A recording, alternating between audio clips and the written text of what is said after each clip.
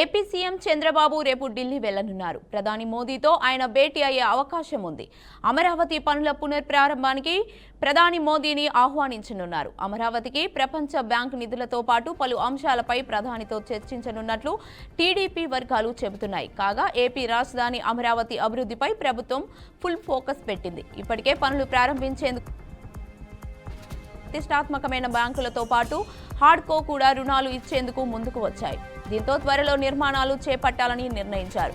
ఈ మేరకు టెండర్ల ప్రక్రియను కూడా దాదాపుగా పూర్తి చేశారు. అమరావతి నిర్మాణాన్ని 2 ఏళ్లలో పూర్తి చేయాలని ప్రణాళికలు రూపొందించారు. ఇందులో భాగంగా రోడ్లు, ల్యాండ్ పూలింగ్ నిర్మాణాలు, ప్లాట్ల అభివృద్ధి, హైవేకు కనెక్టివిటీ వంటి అంశాలపై ప్రధానంగా దృష్టి సారించింది. ఇక పనులు ప్రారంభించేందుకు సీఎం చంద్రబాబు నాయుడు సిద్ధమవుతున్నారు.